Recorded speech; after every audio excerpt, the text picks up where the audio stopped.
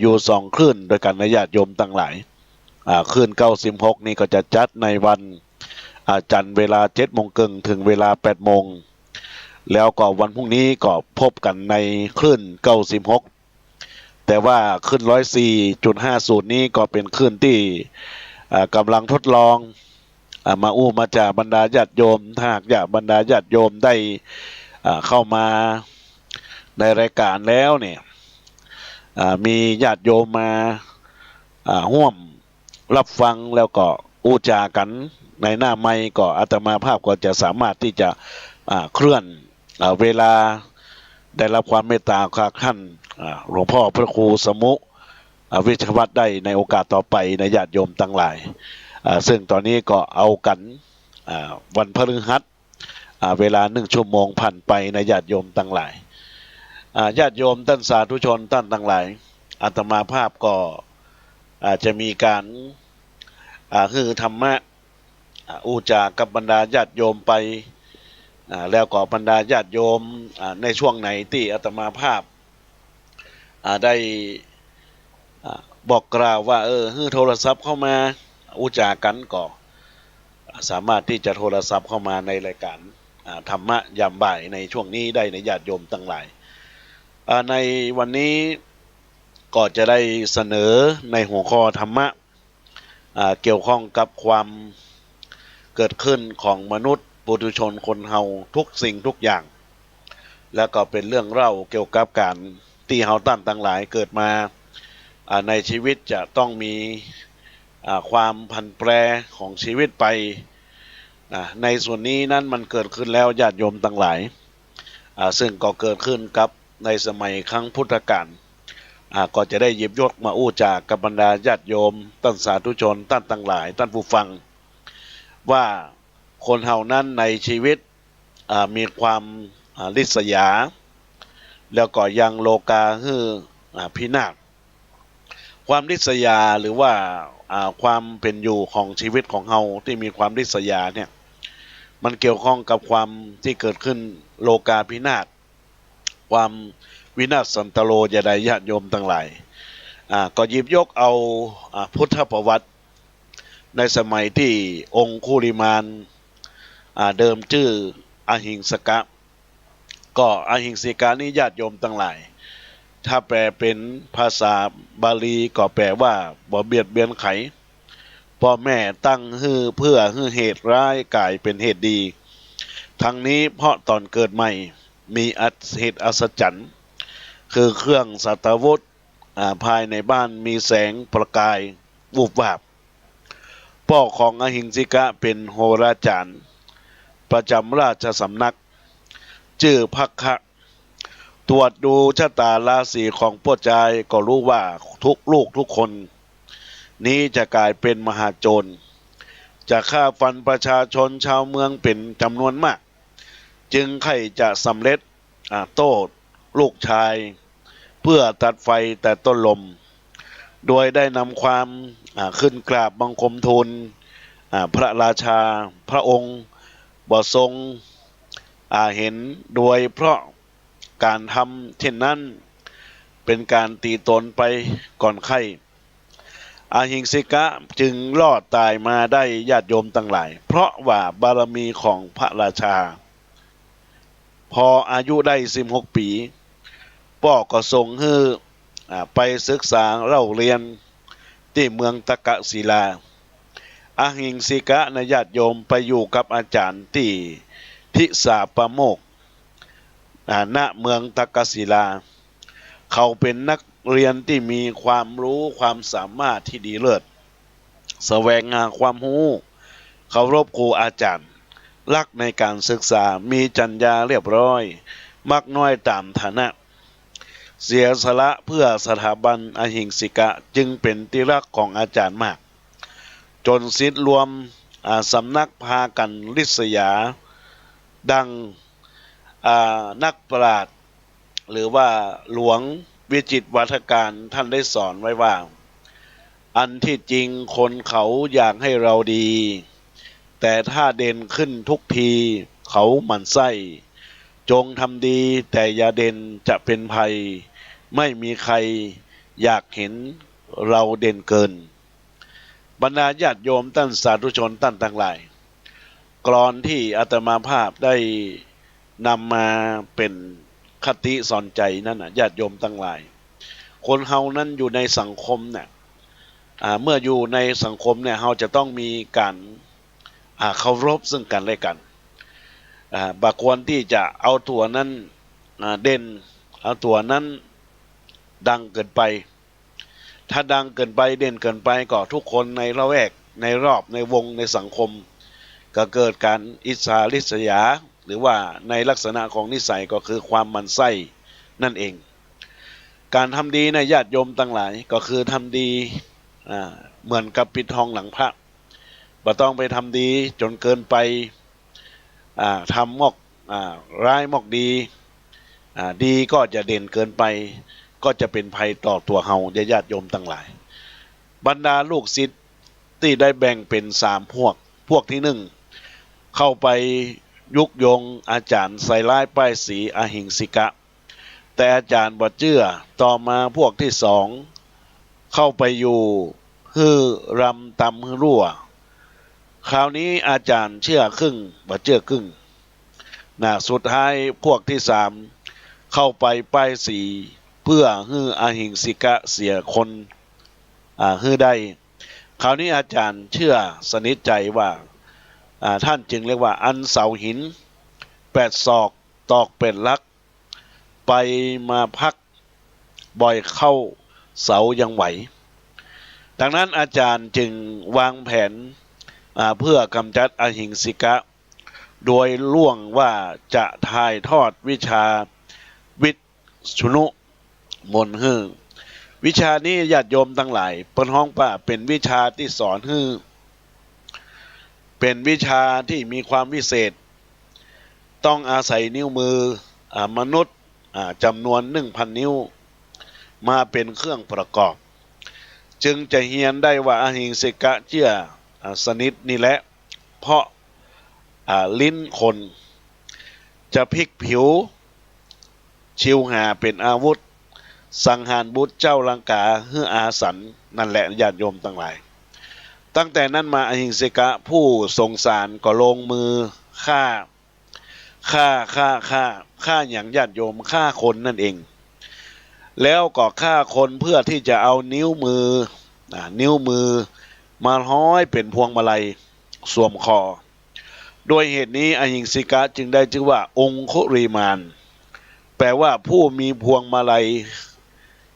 คือนิ้วมือนั่นเองนะญาติโยมทั้งหลายการออกล่าและการฆ่าเอานิ้วมือขององคุริมานสร้างความหวั่นไหวหวาดกลัวแก่ประชาชนเป็นอย่างมากเมื่อพระเจ้าประเสนาธิโกศลทรงทราบจึงรับสั่งให้เจ้าหน้าที่ของรัฐไปปราบปรามทั้งจับเป็นและจับตายนายพระคะผู้เป็นพ่อและนางมันตานีผู้เป็นแม่ของจอมโจรองคุริมานนั้นเมื่อทราบข่าวว่าลูกชายถูกสั่งจับตายก็อกสั่นขวัญแขวนโดยเฉพาะแม่กินบ่ได้นอนบ่รับรีบออกตามหาลูกชายทันที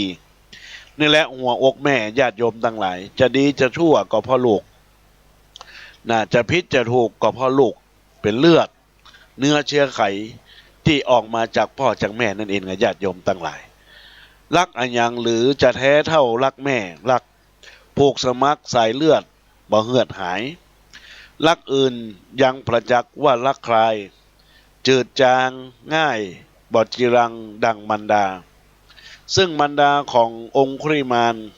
ก็คือนางมันตานีเดินไปร้องให้ไปด้วยเก่งว่าลูกจะถูกฆ่าเมื่อพระพุทธองค์ทรงตรวจดูสัตว์โลกต้องโดยใครคือพระยานก็ทรงทราบว่าถ้าบ่เสร็จไปโปรด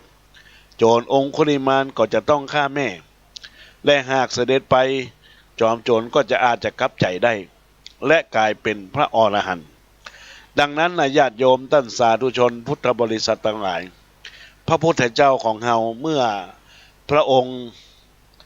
ได้ทราบข่าวองคุริมาน ตีได้ฆ่าคนนับร้อยแล้วก็นับพันเก็บจะพันแล้วพระพุทธองค์ก็จึงจะเด็ดไปเพื่อที่ห้ามโจรจอมโจรก็ดีใจเพราะว่ามือสำคัญคือมือที่จะต้องเป็นนิ้วมือของพระพุทธเจ้าเป็น1,000โจรก็องคุลิมานก็ควงดาบวิ่งไปตามพระพุทธเจ้าแต่ตามบ่ทันจึงตะโกนเรียกว่าพระหยุดก่อนพระหยุดก่อนพระหยุดก่อนพระพุทธองค์ก็ทรงตอบว่าเราเนี่ยหยุดแล้วแต่เธอนะเธอนั่นน่ะยังบ่หยุดองคุลิมานท่านพูดเท็จเพราะเดินอยู่แท้ๆบอกว่าหยุดอย่างไรพระพุทธเจ้าก็เลยบอกว่าที่ว่าเราหยุดนั่นน่ะเราหยุดในการทำความชั่วส่วนเธอยังบ่หยุดเพราะยังฆ่าและยังทำบาปอยู่โจรองคุลิมานได้สติทันทีญาติโยมท่านทั้งหลายทิ้งดาบวิ่งเข้าไปก้มกราบณเบื้องพระยุคลบาทพระบรมศาสดาแล้วปริญาณจะเลิกเป็นโจรพระพุทธองค์ประทานอุปสมบทให้และได้เป็นพระอรหันต์ในที่สุดเรื่องนี้บรรดาญาติโยมท่านสาธุชนท่านทั้งหลายถ้าอู้ถึงคติสอนใจในตัวของบรรดาญาติโยมท่านสาธุชนท่านผู้ฟังท่านทั้งหลายก็คือเมื่อคนเฮาเนี่ยได้ทำในสิ่งที่เป็นความผิดมาโดยตลอดแต่ถ้าลองคิดพิจารณาใจสติใจปัญญาพิจารณาเอาความที่ทำความผิดทำความชั่วทำอะไรอย่างก็ตามนั้นน่ะมันก็จะพยายามคลายไปแล้วก็รับเอาในสิ่งที่ดีๆเกิดขึ้นสิ่งดีๆที่เกิดขึ้นนั้นก็คือสิ่งที่เกิดกับตัวเฮาก็คือการสร้างบุญการสร้างกุศลคือเป็นปุถุชนที่สามารถคือผู้อื่นได้มีความเคารพมีความนับถือนั่นแหละญาติโยมทั้งหลายดังนั้นแล้วคติสอนใจก็มีมากมายโดยเฉพาะในเรื่องของแรงริษยาจะเห็นว่าเพลิงริษยาก็คือความโกรธความรุ่มความหลงที่อยากต้องการเอานิ้วมือขององคุลิมานหรือว่าอหิงสิกะในญาติโยมทั้งหลายแล้วก็เพื่อที่จะได้รับวิชาต่างๆของอาจารย์แต่เป็นความคิดที่ผิดเป็นความคิดที่บ่น่าจะนำมาเอาเป็นหลักในเรื่องของการประกอบวิชาอาชีพของเขาแล้วจะเห็นว่าเพลิงริษยาเป็นที่มาของความชั่วสารพัดอรติโลกนาสิกาคือความริษยายังโลกาคือพินาศขอพวกเฮาจงช่วยกันดับเพลิงริษยากันได้แล้วบรรดาญาติโยมท่านทั้งหลายทำไมถึงอาตมาถึงหยิบยกเอาเรื่องนี้มาอู้ญาติโยมทั้งหลายเพราะว่าปัจจุบันนี้เราจะเห็นว่าในส่วนของข่าวทุกเรื่องทุกประการที่เกิดขึ้นในโลกนี้ก็ดีในปัจจุบันนี้ก็ดีมันบอกค่อยจะสู้ดีทั้งหลายนะเพราะว่าปุถุชนของเรานั้นขาดสตินะในส่วนของการขาดสตินั้นก็เพราะว่าปุถุชนคนเฮานั้นบ่ได้ใจหลักธรรมสำคัญในชีวิตของคนเฮาก็คือหลักธรรมที่สำคัญก็คือเรื่องของศีลนั่นเองญาติโยมทั้งหลายในศีลที่อหิงสิกะฆ่าคนตายนั่นก็คือขาดข้อที่1ไปก็คือการฆ่าสัตว์เบียดเบียนสัตว์ฆ่าคนที่เป็นมนุษย์ฆ่าคนที่เป็นผู้มีประเสริฐสัตว์ประเสริฐแต่แล้วมองไปแล้วว่ามันก็คือการทำบาปนั่นเองในญาติโยมท่านทั้งหลายดังนั้นแล้วโลกของเฮาเนี่ยถ้ามันมีคุณธรรมมันมีศีลธรรมโลกของเฮานั้นก็มีความวินาศที่เกิดขึ้นดังนั้นก็ต้องขอฝากกับบรรดาญาติโยมท่านสาธุชนท่านทั้งหลายว่าปุถุชนคนเฮาทุกคนเนี่ยญาติโยมทั้งหลายเกิดมาเป็นปุถุชนเป็นคนที่ดีแล้วที่ได้พบเจอพบพระพุทธศาสนาได้พบเจอยังหลักธรรมคำสอนของพระพุทธศาสนาแล้วก็ยังมีหลักธรรมที่เป็นมาจากพระศาสดาของเฮาแล้วยังมีพระสงฆ์ที่คอย ชี้แนะเผยแผ่หลักธรรมคำสอนเกิดมาแล้วยังเป็นผู้พบเจออย่างนี้แล้วก็เป็นผู้ที่ประเสริฐนะเป็นผู้ที่ประเสริฐนะโลกของเราถ้ามีความบริษยาอิสยาและลิษยากันโลกของเราก็มีความสุขคือโลกโศกานะก็คือบามีการกระทำในสิ่งที่เป็นความริษยาซึ่งกันและกันก็จะมีความมุทิตาค้ำจุนซึ่งกันและกันนะเพราะฉะนั้นก็ขอฝากหลักธรรมคำสั่งสอนขององค์พระสัมมาสัมพุทธเจ้าที่อาตมาภาพได้อุจากับบรรดาญาติโยมท่านสาธุชนท่านผู้ฟังทั้งหลายที่ได้รับฟังรายการธรรมะยามบ่ายในห่วงของเวลานี้ที่บรรดาญาติโยมกำลังฟังอยู่นี้นั้นญาติโยมก็สามารถที่จะโทรศัพท์เข้ามาเอ่ยในรายการธรรมะยามบ่ายธรรมะสู่ใจกับตนตัวของอาตมาภาพพระครูประหลัดกิติพงศ์กิติโสพโนหรือว่าพระอาจารย์แก่นที่เบอร์โทรศัพท์096 262 9694 096 262 9694โทรศัพท์เข้ามาอุจาในรายการธรรมะได้ในญาติโยมท่านทั้งหลายบรรดาญาติโยมท่านสาธุชนท่านผู้ฟังทั้งหลายซึ่งในช่วงบ่ายแถมเวลาแถมครึ่งชั่วโมงนี้อาตมาภาพก็คงจะได้หยิบยกธรรมะมาอุจาญาติโยมอีกครั้งหนึ่งเป็นอีกเรื่องหนึ่งที่จะเป็นข้อคิดคติเตือนใจกับบรรดาญาติโยมท่านสาธุชนท่านทั้งหลายเมื่อญาติโยมได้ฟังไปแล้วญาติโยมก็จะมีความคิดความหันพิจารณามันถ้าทบทวนในชีวิตของเราว่าวันนี้เราได้ทำความดีอย่างไปพ้องความดีที่เราได้ทำไปแล้วก็พยายามนำมาคิดมาทบทวนเพื่อเป็นบุญเป็นกุศลเป็นบารมีแห่งทานของตัวเก่าถึงแม้ว่าเราบ่ได้ฮือทานก็ตามแต่เรายังมีหลักธรรมที่จะนำไปใช้ในการดำรงอาชีพดำรงชีวิตสืบต่อไปตอนนี้ก็บรรดาญาติโยมท่านสาธุชนท่านทั้งหลายเนอะถ้าหากว่าจะโทรศัพท์เข้ามาอุจากับอาตมาภาพได้ก็ขอเจริญพรเรียนเชิญได้ที่เบอร์โทรศัพท์096 262 9694 096 262 9694ก็สามารถโทรศัพท์เข้ามาอุจากันในรายการธรรมะยามบ่ายว่าญาติโยมต้องการรับฟังสิ่งใดพ้องที่จะเป็นข้อคิดคติเตือนใจแต่มีญาติโยมรู้สึกว่าจะโทรศัพท์เข้ามาเนี่ยญาติโยมทั้งหลายแต่ว่าได้กดวางไปก็โทรศัพท์เข้ามาได้เนื้อญาติโยมตอนนี้อาตมาภาพก็รอรับในรายการธรรมะยามบ่ายอุจากันได้อุจากันไปก็จะได้มีความสุขได้มีความเจริญก้าวหน้าในชีวิตของบรรดาญาติโยมในลำดับต่อไปนี้อาตมาภาพก็จะได้อุจาในเนื้อหาแห่งธรรมแถมเรื่องหนึ่งเกี่ยวกับตัวตนของแต่ละท่าน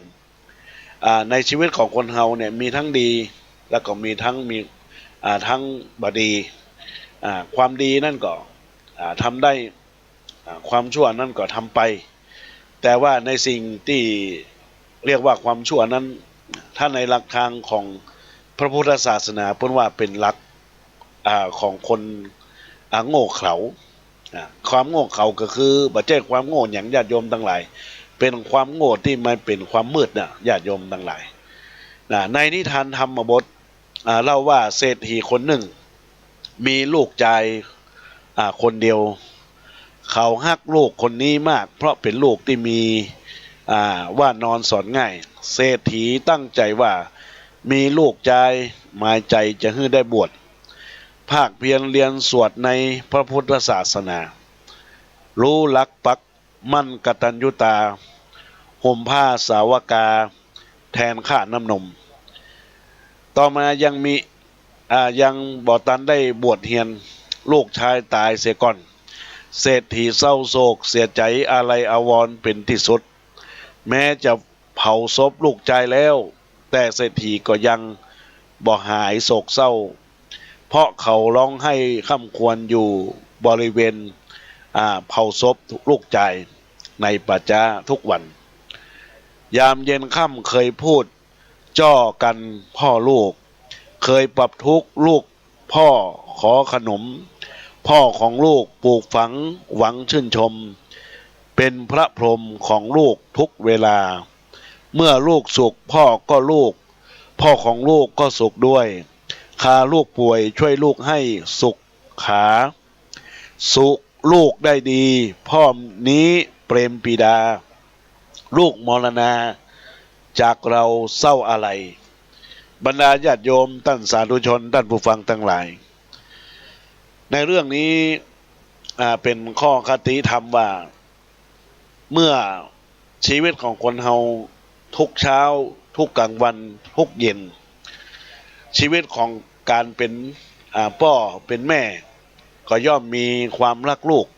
เป็นธรรมดาลูกก็เหมือนกันเมื่อพ่อแม่ได้สร้างสรรค์ยังชีวิตตั้งแต่เกิดมาตั้งแต่ได้อยู่ในท้องก็ดีแล้วก็ตั้งแต่การห้ำการเฮียนการศึกษาจนกระทั่งโตใหญ่เข้ามาลูกจะต้องสำนึกในพระคุณของบิดามารดานะพ่อแม่เปรียบเหมือนพระพรหมนะญาติโยมทั้งหลายนะลูกทุกคนจะต้องเข้าใจอย่างอาตมาภาพได้อุจจาในรายการธรรมะนี้ญาติโยมที่เป็นพ่อเป็นแม่ก็พยายามสอนลูกว่าลูกฟังเนอในสิ่งที่สำคัญในชีวิตของคนเฮาเนี่ยบ่ใจเกิดลูกมาแล้วปล่อยปละละเลยบ่ฮู้จักพ่อบ่ฮู้จักแม่บ่ฮู้จักพระคุณของบิดามารดาจะต้องฮู้จักพระคุณบิดามารดาในหลักทางพุทธศาสนานั่นก็คือความกตัญญูกตเวทิตาธรรมญาติโยมทั้งหลายจิตใจลูกทุกคนถ้าหากว่าบ่สนใจพ่อบ่สนใจแม่นะบุคคลคนนั้นก็คือบุคคลที่อกตัญญูบ่รู้จักบุญคุณคุณงามความดีของคุณพ่อคุณแม่ของเฮาแล้วก่อนในเรื่องนี้ฝ่ายพ่อจายเนื่องจากเป็นคนที่ใฝ่ธรรมเขาสวดมนต์เป็นนิจอธิษฐานจิตเป็นประจำอโหสิกรรมแก่ทุกคนบุญกุศลจึงมากมายเมื่อตายไปแล้วน่ะจึงได้ไปเกิดไปเป็นเทวดาแล้วก็รู้ว่าบัดนี้บิดาได้มาฮ้องให้ค่ำครวญอยู่ณที่เผาศพทุกวันจึงต้องการช่วยป้อฮื้อคลายจากความโศกเศร้าเทวดาจึงแปลงกายมาเป็นเด็กน้อยหรือว่าเป็นละอ่อนน้อยแล้วเข้าไปหายังเศรษฐีนั้นพอไปถึงเด็กน้อยก็นั่งลงแล้วก็ร้องให้ค่ำควรอย่างน่าสงสารก็เหมือนกันเศรษฐีผู้เป็นพ่อบอกว่าเด็กน้อยนั้นเป็นเทวดาและเป็นลูกของตนเมื่อเห็นดังนั้นแล้วก็ถามว่าเจ้าหนูน้อยดูเจ้าแต่งตัวก็มีความงดงามอีกทั้งน้ำมันจันทร์ก็รูปไล้จนกลิ่นหอมฟุ้งแต่เจ้าก็มานั่งร้องไห้ร้องห่มค่ำครวญอยู่กลางป่าช้าอย่างใดเจ้าทุกข์ใจในเรื่องใดเล่าเทวดาก็ว่าท่านลุงผมมีรถอยู่คันหนึ่งตัวรถทำด้วยทองคำส่องแสงเป็นประกายวูบวาบสวยงามมากแต่น่าจะเสียใจอยู่ตรงที่ว่าผมยังหาล้อมาได้เหตุนี้แหละญาติโยมทั้งหลายเป็นสิ่งที่ผมจึงมาห้องให้คำควรอยู่เนี่ยเศรษฐีเจ้าหนูเอ้ยเจ้าบอกลุงมาเถอะว่าเจ้าต้องการล้อชนิดไหนล้อทองคำล้อแก้วมณีล้อโลหะหรือว่าล้อเงินลุงก็สามารถที่จะหามาให้ได้เทวดาก็บอกว่าผมต้องการดวงจันทร์และดวงอาทิตย์เทวดาก็บอกว่าจะอัญญาติโยมทั้งหลายบอกว่าต้องการดวงจันทร์และดวงอาทิตย์เศรษฐีก็ทำหน้างุนงงเจ้าต้องการเอาไปทำไม นะเทวดาก็ว่าดวงจันทร์กับดวงอาทิตย์เนี่ยเปรียบเสมือนนะเป็นดังพี่น้องกันโคจรอยู่บนฟ้านะรถทองคำของผมก็สว่างงามเป็นแน่ถ้าได้ดวงจันทร์กับดวงอาทิตย์มาเป็นล้อเศรษฐีเจ้าเด็กโง่เจ้านี้จังโง่เสียเหลือเกินแต่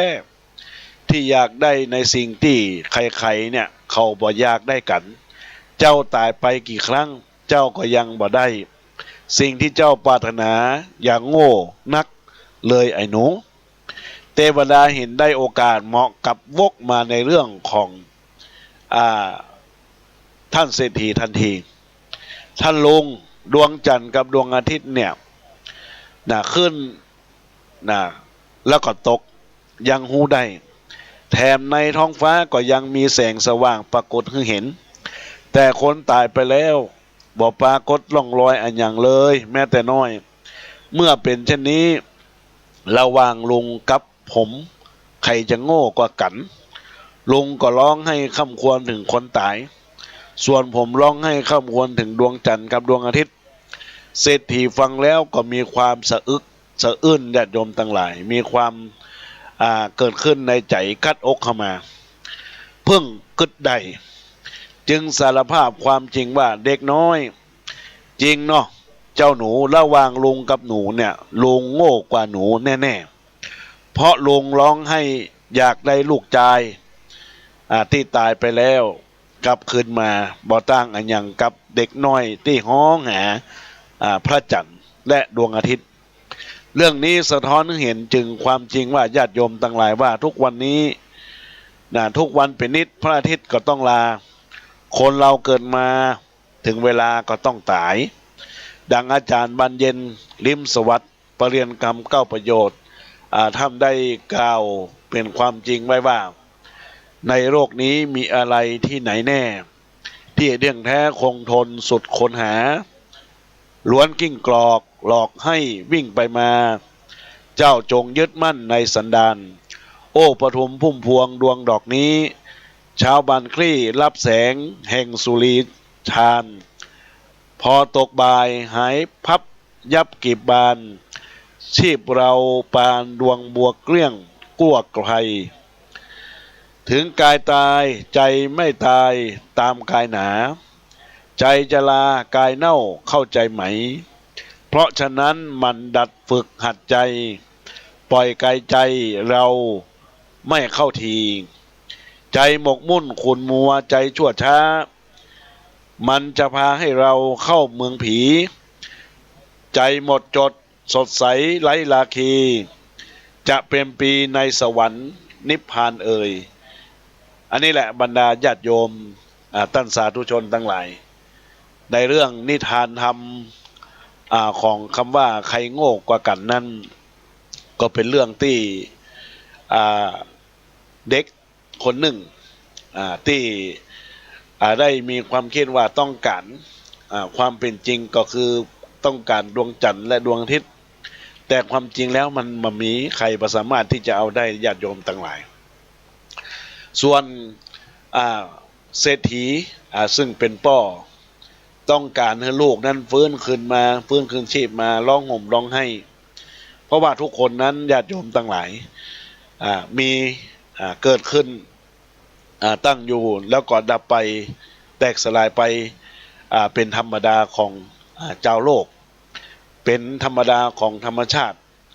ของโลกนี้ญาติโยมทั้งหลายบ่สามารถที่ใครจะอยู่ยงคนมาพันแต่ความดีในญาติโยมสามารถที่จะทำได้ทุกครั้งทุกคราวความดีที่เกิดขึ้นก็คือในหลักทางพุทธศาสนาก็มีการให้ศีลมีการให้ทานแล้วก็มีการเจริญจิตภาวนาเป็นบุญกับตัวตนของมุดาสถาญาติโยมท่านทั้งหลายในครั้งคราวที่บรรดาญาติโยมท่านทั้งหลายมีการรักษาศีลห้าไปเป็นนิจศีลเว้นจากการบ่ฆ่าสัตว์เว้นจากการบ่ลักทรัพย์เว้นจากการบ่ประพฤติผิดในกามเว้นจากการบ่พูดปดมดเท็จเว้นจากการบ่กระทำในสิ่งที่ตนเองพูดปดมดเท็จอย่างก็ตามสิ่งเหล่านี้มันก็จะเกิดขึ้นใน ด้านจิตด้านใจของมุราศรัทธาญาติโยมเฮาท่านต่างหลายญาติโยมต่างหลายก็พยายามเป็นข้อคิดคติเตือนใจว่าปุถุชนทุกคนคนเฮานั้นเกิดมาเพื่อสร้างบุญเพื่อสร้างกุศลคนเฮาในครอบครัวเฮาทุกอย่างทุกประการจะต้องลาลับดับขันไปเหมือนกับพระอาทิตย์ขึ้นทิศตะวันออก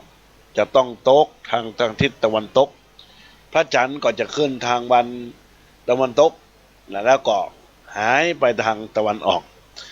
อันนี้แหละญาติโยมมันก็เวียนไปตามวัฏจักรของชีวิตของคนเฮาและญาติโยมท่านต่างหลายแต่สิ่งสำคัญก็คือคุณงามความดีที่เฮาจะประพฤติปฏิบัติในญาติโยมท่านสาธุชนท่านผู้ฟังต่างหลายในโอกาสนี้อาตมาภาพก็ได้อูจา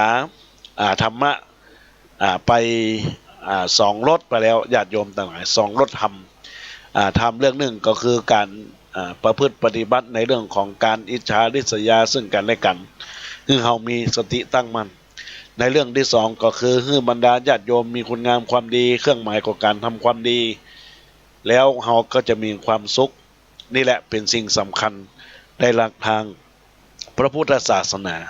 ที่นำมาอู้จากับบรรดาญาติโยมท่านสาธุชนท่านทั้งหลาย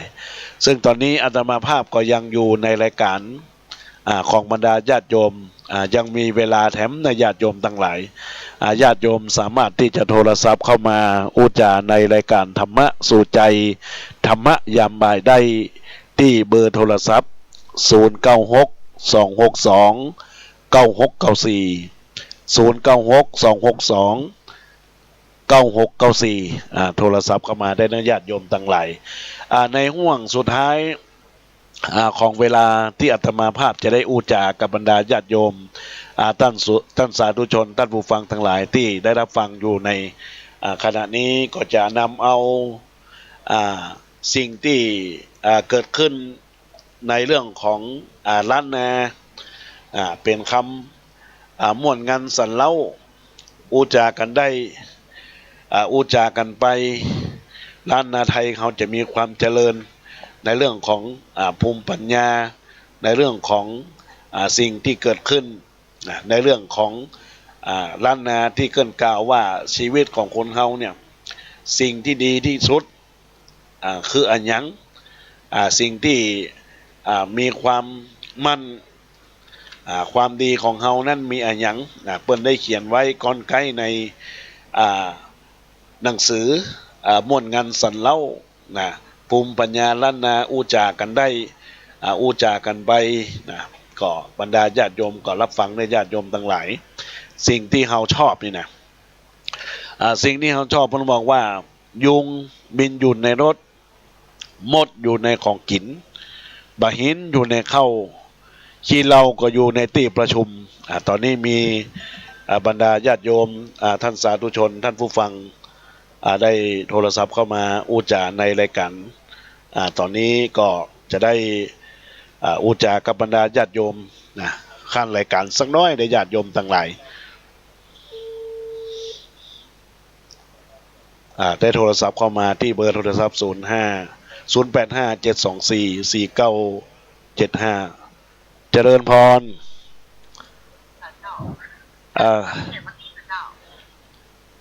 เจริญพรว่าจะได้ฮะท่านอาจารย์เจ้าหมายเลขใหม่ครับหมายเลขใหม่พอดีว่าโทรศัพท์เครื่องนั้นมีปัญหาหน่อยเจ้าประพิษครับอันนี้เบอร์ของอาตมาเนี่ยเดี๋ยวนี้ที่โทรเดี๋ยวนะจ้ามันเป็นอย่างโทรแล้วมาแม่อยู่ไหนชัดแจ๋วเนาะสันทรายหลวงเนาะครับ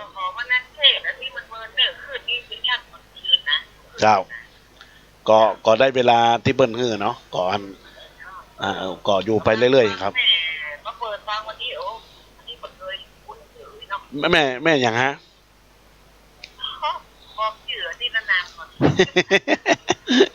บอกอะจ้าได้เลยจ้าเจ้าดีนอ อนุโมทนาเนิ่นจะได้ก็ต้องฝากกับทางขึ้นวัดไฟหินตัวอย่างก่อนนี้ก็อยากจะอ่าแม่นอันนี้สดจะสดทุกวันพฤหัสเวลาบ่ายโมงถึง2 โมงเนิ่มแม่ชัดเนาะจ้ะจะได้ขอเจริญพรเนอเจริญพรจ้าแม่มาจากสายหลวงเนาะโทรเข้ามาครับเจริญพร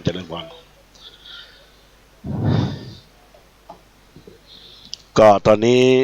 ก็มีญาติโยมจากคุณแม่จากบ้านสันทรายหลวงได้โทรศัพท์เข้ามาอุจาในรายการธรรมะยามบ่ายของอาตมาภาพพระครูประหลัดกิติพงศ์กิติโสพโนหรือว่าพระอาจารย์แก่นได้โทรศัพท์มาในโอกาสนี้ซึ่งก็ตะกี้ได้อุจาว่าสิ่งที่เฮาบ่ชอบนี่มันมีอย่างพ้องญาติโยมลองฟังเนอะเพิ่นบอกว่ายุงบินอยู่ในรถมดอยู่ในของกินใบหินอยู่ในข้าวขี้เหล้าอยู่ในที่ประชุมใยแมงมุมอยู่ในที่นอนบ่อนอยู่ในเขตชุมชนร้านซ่อมรถอยู่ใกล้ร้านเสริมสวยชอบทำตัวเป็นคนรวยแต่มีกันนี่ขยะเหี้ยเป็นตี้บ่มีไผรับผิดชอบ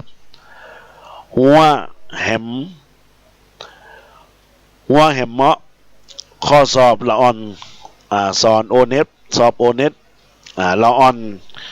พีเพศเอามาหินขว้างรถเมื่อใดมันจะมดทุลจริตเข้าและยาเปลี่ยนอยู่หั่นก็คือคณะรัฐมนตรีข่าวต่างทีวีก็มีกล้าป้นจี้ผิดเถียงได้ยินถึงวันข่าวภายใต้มีการวางระเบิดข่าวระเบิดทางเพศก่อนนักคนบาปนัก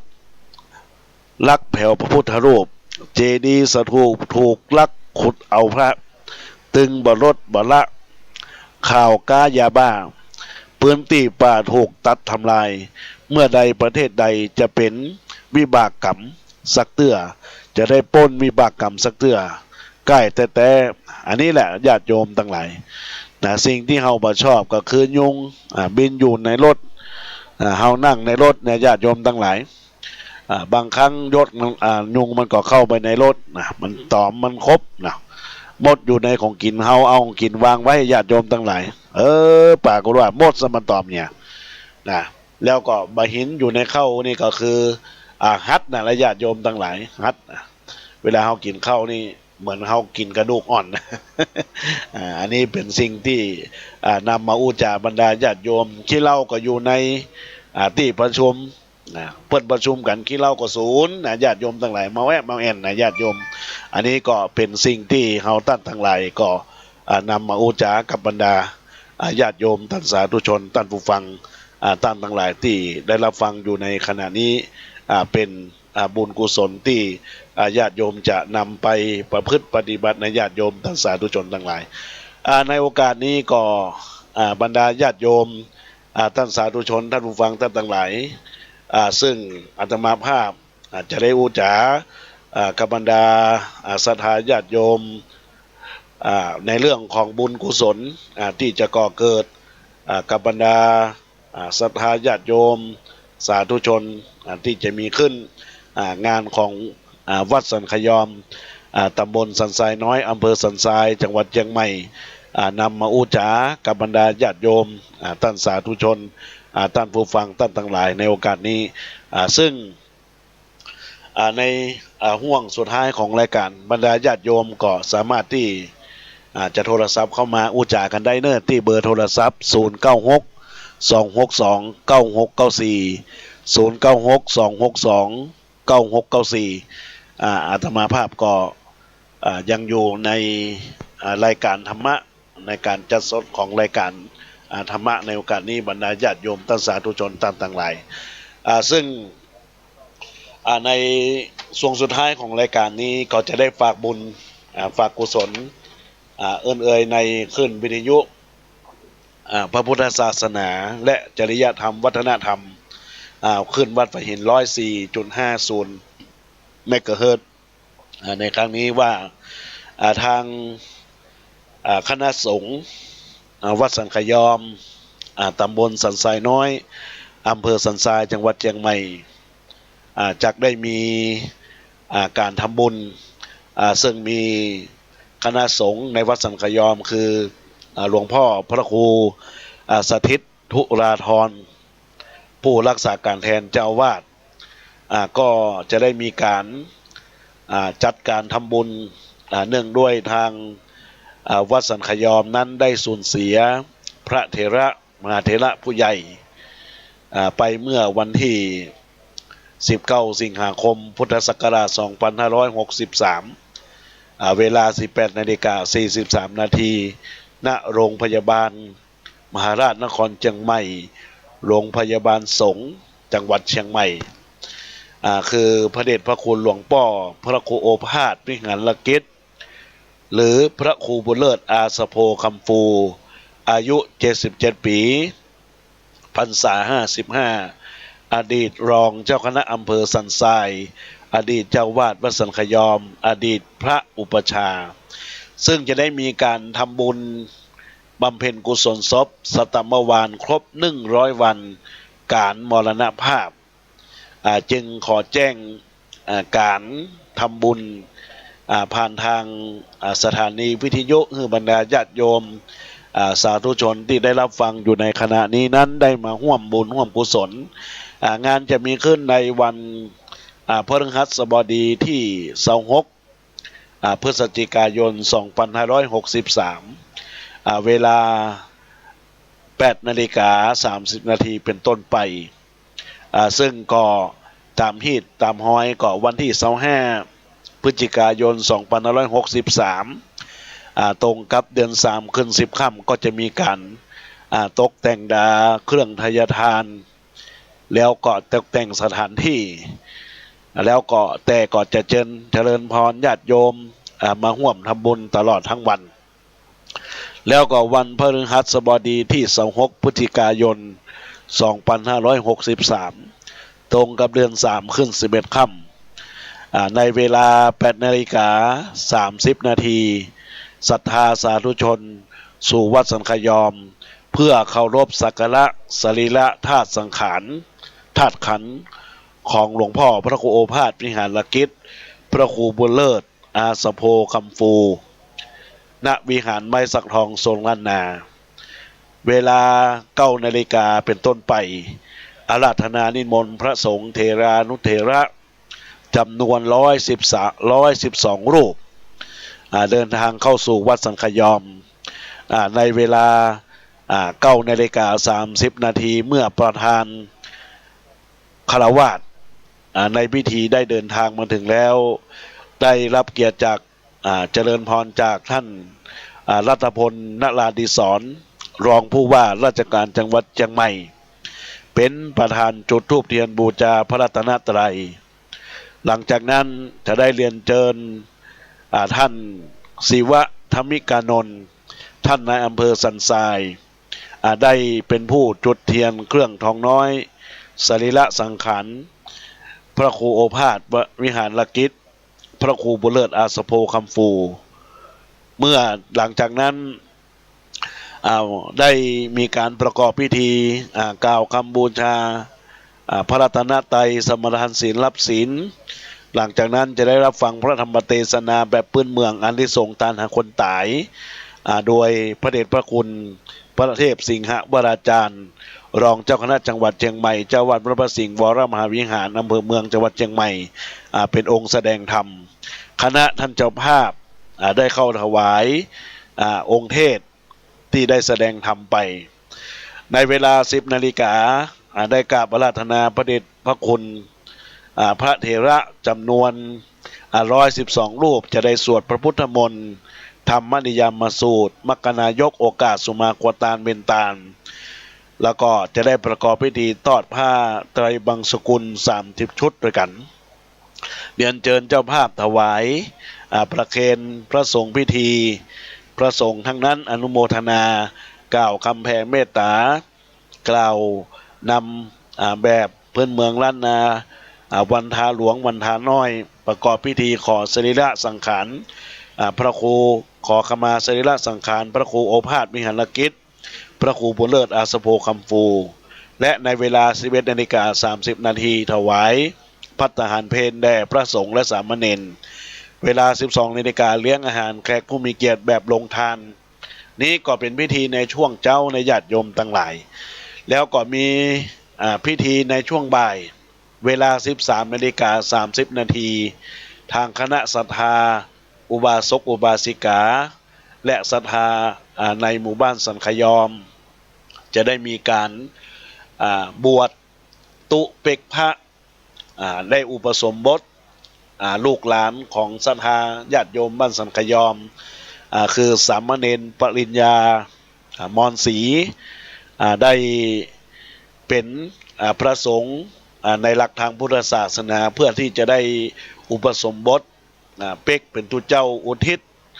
ถวายกัลปนาผลบุญนี้ไปรอดไปถึง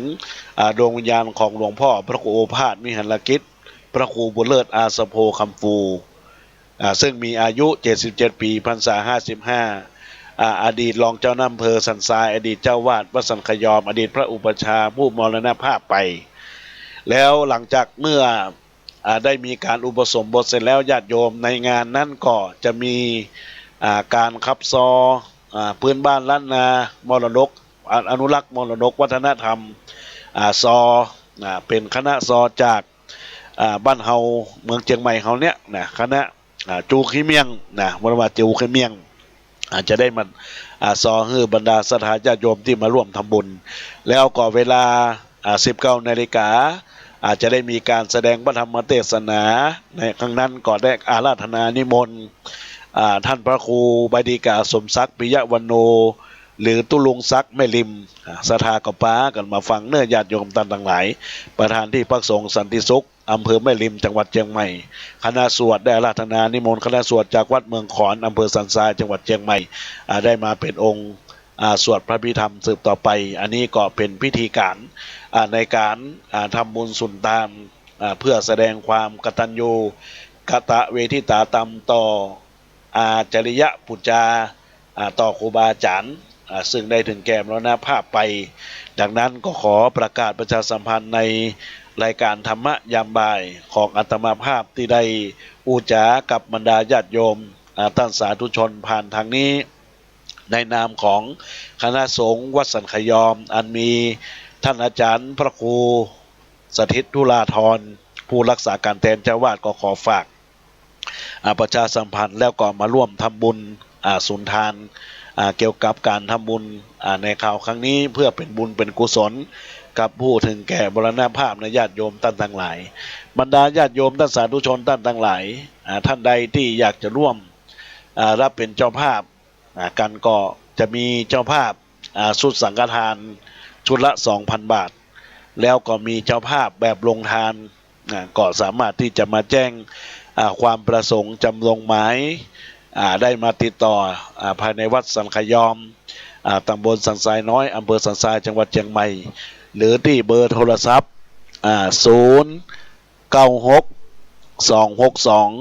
096-262-9694ญาติโยมก็สามารถที่จะโทรศัพท์มาจองห้องตานร่วมบุญร่วมกุศลกันได้เนื้อญาติโยมเพราะงานนี้เป็นงานบุญใหญ่ที่เฮาตั้งทั้งหลายจะได้ร่วมกันสร้างบารมีธรรมในญาติโยมตอนนี้ก็คงจะเป็นเวลา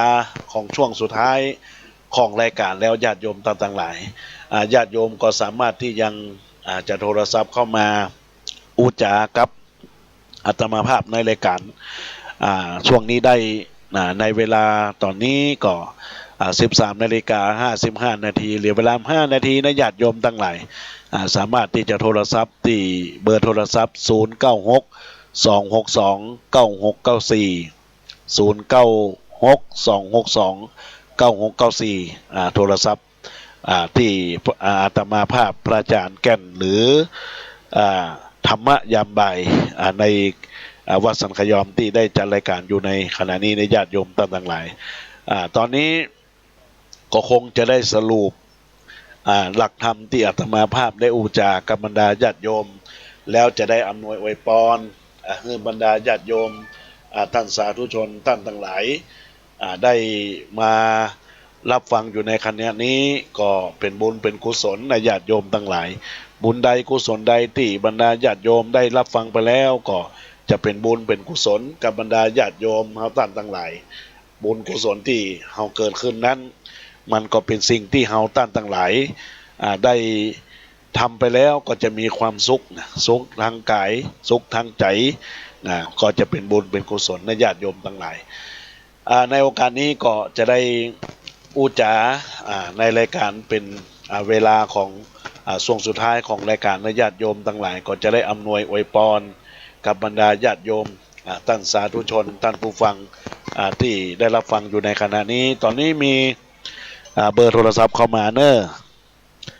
แล้วมาจัดการครับเจริญพรเจริญพร